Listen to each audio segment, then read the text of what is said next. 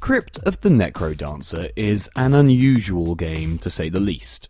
It does what nobody really thought to do before, and combines the roguelike genre with the rhythm game genre. Now don't get me wrong, this is no rock band style party game. You will die over and over again. I'm not kidding. I have died so much in this game. I've barely made it past the first level in this game, which I think puts me in a perfect position to tell you a little bit more about it. So Crypt of the NecroDancer is an indie game developed by Brace Yourself Games, and as I said before, it combines elements of the roguelike genre with rhythm game based gameplay, set to a fantastic soundtrack by Danny Baranowski.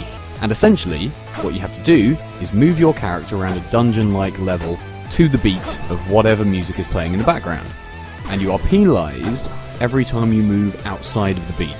So you've really got to try and time your movements and attacks really well. And as you move around these dungeons, you encounter creatures and monsters of various kinds, who also have set patterns that they follow according to the soundtrack. And if you're clever, you will time and plan your movements to coincide with the monsters' movements in order to best take them out, and avoid getting a skeleton sword up your ass at the same time.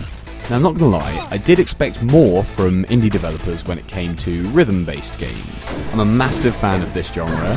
I really like games like Beat Hazard, or the more mainstream games like Guitar Hero. I spent many an hour playing Guitar Hero and Rock Band, and I've really been looking for the indie development scene to really throw out a lot more quality rhythm games. And until now, I've not really seen much of that. But Crypt of the NecroDancer does it well. It does it really well. So essentially in the game, you basically just have to get through the various levels. And as I said, you have to time it to the beat of music. You have to collect items as you go through the levels, collect gold coins that you can spend on upgrades within the levels.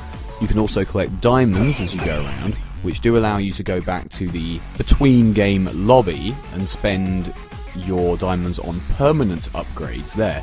So although this is a roguelike, and it does feature permadeath, I mean, once you die, and you will die a lot, you are just going to go back to the start screen and have to start all over again. But with these diamonds that you collect, you can buy little upgrades which don't do much, but they will stay with you as you keep playing the game.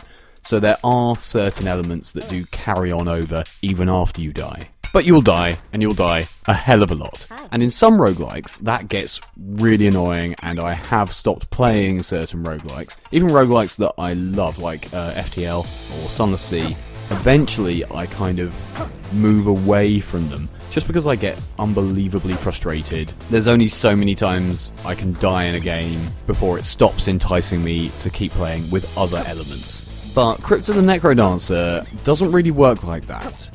Every time you die, you really do get a sense that it wasn't the game's fault you died. It wasn't just a random unstoppable event which resulted in your demise. It was entirely on you. You always feel like you probably could have avoided that death, but you just didn't because you weren't paying enough attention, or you didn't quite get the timing right, or whatever. It always feels like it's on you. And what helps a lot with that as well is the soundtrack. The soundtrack is amazing.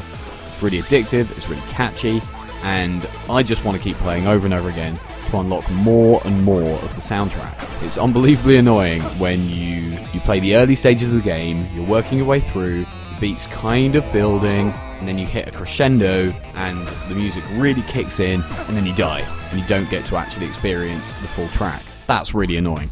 And that is kind of what makes me keep playing this game. I just want to hear an entire track.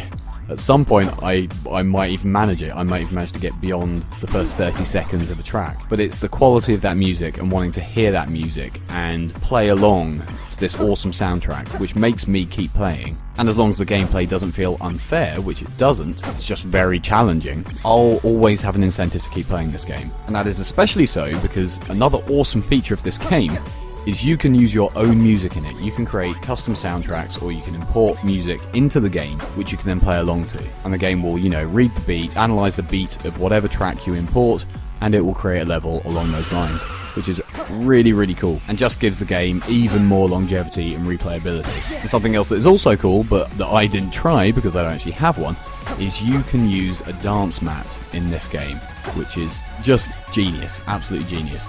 I'm sure it's almost impossible to play this game with a dance mat, because speaking from personal experience, I'm terrible at any dancing game, but if you have one and you do think you're reasonably adept with it, then you can actually plug it in and give it a go and see if it works. You never know, it might actually work, so you can try that as well. So the developers have really kind of opened up this game as well to the community, which is really nice. The story is, well, there's basically no real story to speak of.